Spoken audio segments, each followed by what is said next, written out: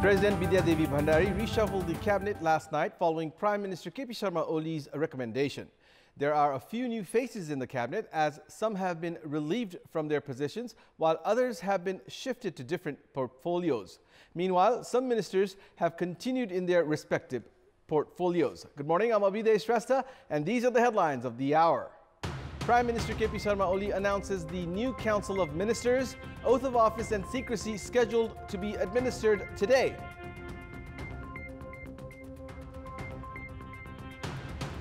Prime Minister Oli to lead the government for a full 5-year term. Ruling Nepal Communist Party Secretariat assigns executive powers to core chairman Pushpakamal Dahal. The U.S. House of Representatives passes 2 bills intended to support protesters in Hong Kong, sends the bills to the White House for President Donald Trump to sign or veto. And only 10 days remain for the South Asian Games to kick off. Sluggishness in preparations and lack in publicity observed.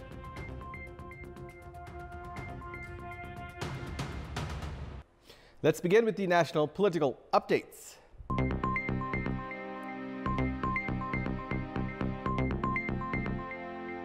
President Bidya Devi Bhandari has reshuffled the cabinet on the recommendation of Prime Minister KP Sharma Oli. After the reshuffle that took place last night, 6 ministers have been replaced with new ones. Likewise, 2 state ministers have been removed while 3 others have been appointed. The responsibility of Deputy Prime Minister and Chairman of Samajwadi Party Nepal, Upendra Yadav, has been changed. Yadav has been transferred to the Law Ministry, while the Health Ministry has been handed over to Bhanubhakta Dhakal. Premier Oli has reinstated Ishwar Pokhrel as Deputy Prime Minister and Defence Minister, Ram Bahadur Thapa as Home Minister, Pradeep Gewali as Foreign Minister, Giriraj Mani Pokhrel as Education Minister, Barsaman Poon as Energy Minister, among others. Minister for Labour Gokarna Bishta has been replaced by Rameshwar Rai.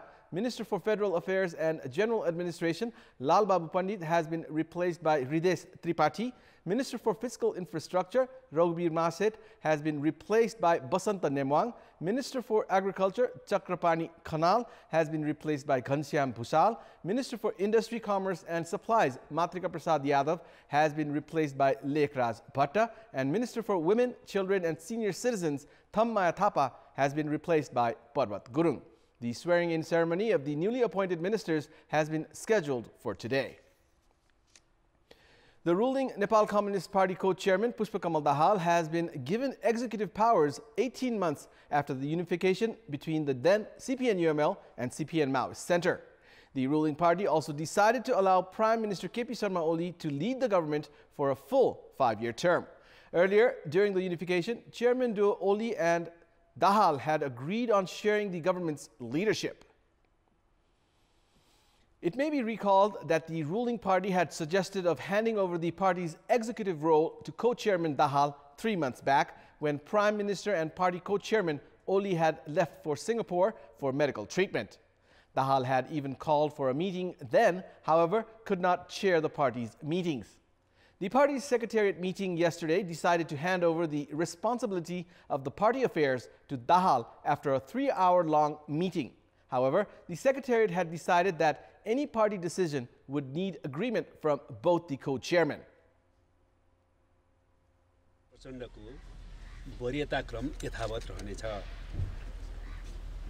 अध्यक्ष comrade KP Sharma Oli प्रधानमन्त्रीको हैसियतले सरकारको काममा केन्द्रित हुने र अध्यक्ष comrade Pushpa Kamal Dahal Prachanda कार्यकारी अधिकार सहित पार्टी काममा केन्द्रित हुनेछ।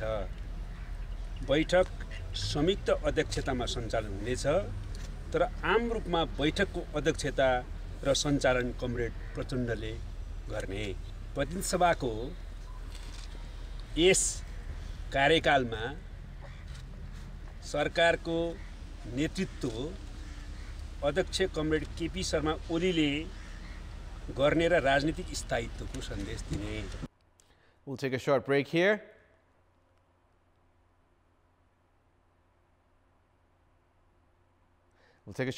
We have more news coming up.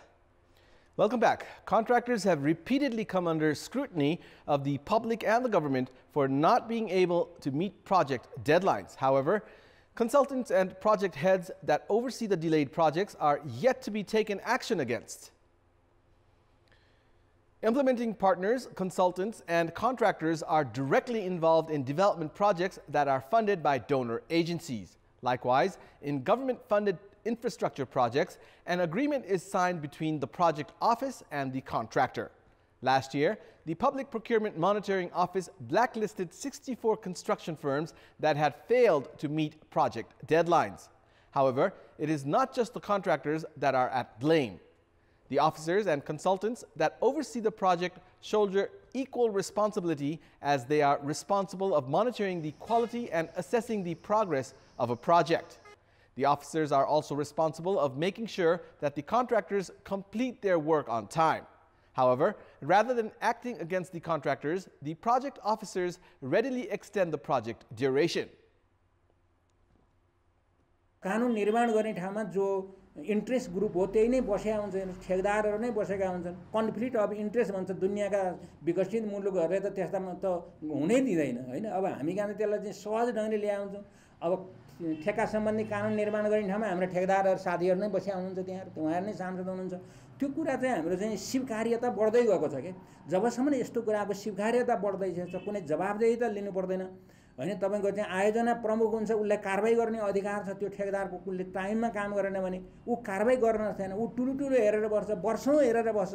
उसले म्याद थपे छ, म्याद थपे बाबत उसलाई चाहिँ कुनै दण्डित हुने हाम्रो प्रणाली छैन। दण्डित हुनुपर्छ नि उसले वास्तवमा चाहिँ हैन। मुलुकलाई यत्रै ठुलो क्षति पुर्याइदिएको छ, उसले म्याद थप्छ, पैसा थप्छ, तर पनि ऊ दण्डित हुँदैन।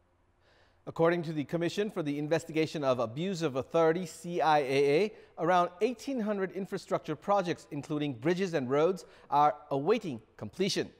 The delay of the projects has led to the misuse of around 118 billion rupees from the state coffers. यदि त्यो कन्ट्र्याक्टरले काम गरिरहेको छैन भने उलाई त्यही किसिमको कारबाही त गर्नु पर्यो नि त। ल यो पछि चाहिँ अब म्याद थप हुँदैन भनेपछि त्यसलाई टर्मिनेट गरेर अर्कोलाई दिनु पर्यो। तर नेपालको परिवेशमा त त्यस्तो टर्मिनेट गरेर अर्कोलाई दिने त निकै कम छ नि त।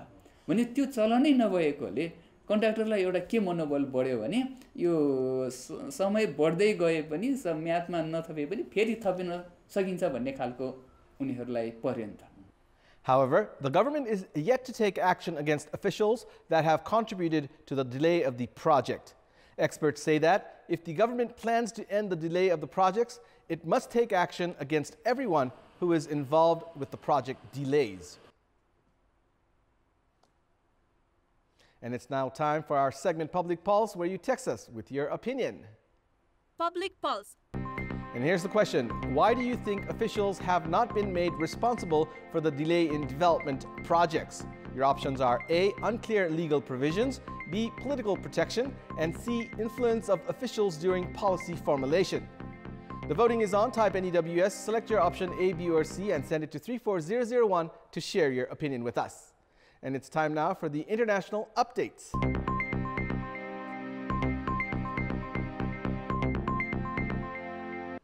The U.S. House of Representatives has passed 2 bills intended to support protesters in Hong Kong and send a warning to China about human rights. The bills have been sent to the White House for President Donald Trump to sign or veto amid delicate trade talks with Beijing.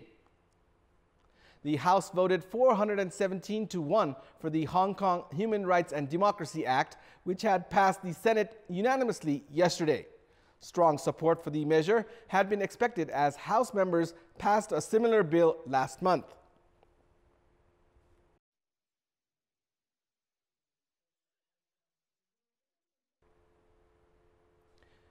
The legislation, which has angered Beijing, would require the State Department to certify at least once per year that the Chinese-ruled city retains enough autonomy to qualify for the special U.S. trading consideration that helped it become a world financial center. It would also provide for sanctions against officials responsible for human rights violations in Hong Kong. Demonstrators in Hong Kong have been protesting in the streets amid increasing violence and fears that Beijing will ratchet up its response to stop the civil disobedience. The White House declined to comment on whether the president intended to sign or veto the legislation, but vetoes would be difficult to sustain given that the measures passed both the Republican-controlled Senate and the Democratic-controlled House with almost no objections. A two-thirds majority would be required in both the Senate and the House to override a veto. In Beijing yesterday, China condemned the legislation's passage and vowed strong countermeasures to safeguard its sovereignty and security. We have more news coming up, but right now it's time for another short break. Welcome back. It's time now for the sports news. Sports news. Nepal is to host the 13th South Asian Games, which begins in 10 days. However, even as the tournament is just around the corner, the fervor of the Asian Games is yet to grip the nation. The government has spent more than 5 billion rupees for the event, which Nepal is hosting from 1st to 10th of December. However, due to the lack of publicity, the biggest sporting event of South Asia is yet to mark its arrival after being postponed for the third time. When Nepal hosted the 8th South Asian Games, there had been a 100-day countdown. However, less than 2 weeks ahead of the 13th South Asian Games, the fervor is yet to grip the country. Surprisingly, many are uninformed about the event itself. Despite allocating 90 billion rupees for publicity, the fervor is yet to be seen in Kathmandu and other major cities. Nepal's publicity campaigns for the Visit Nepal 2020 show that it is not unaware of the power of publicity. However, its lackluster efforts to welcome the South Asian Games after 20 years shows to what extent sports is prioritized in the country. Experts say that publicity not only strengthens the morale of the team, but also encourages the new generation to come into sports. And now in our public voice segment, we had asked the residents of Kaski and Dhanusa districts whether they know the South Asian Games are being held in Nepal. Let's take a look at what they had to say.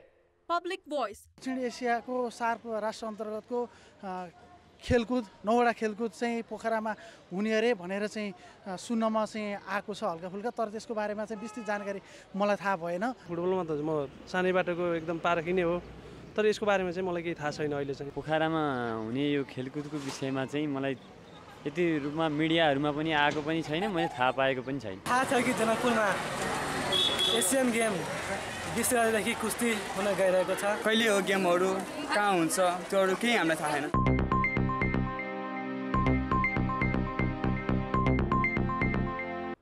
And now before wrapping up, here's a look at the top stories once again. Prime Minister KP Sharma Oli announces the new Council of Ministers, oath of office and secrecy scheduled to be administered today.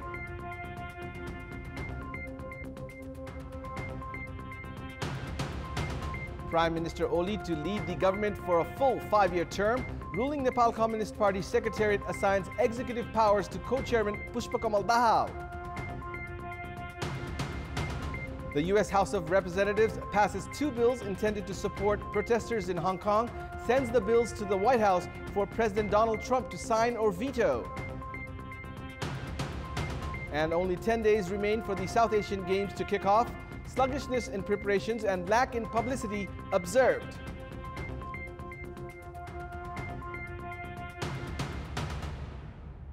And that's all for the moment. Keep watching Kantipur Television HD for more news and entertainment. Thank you for watching. Have a good day.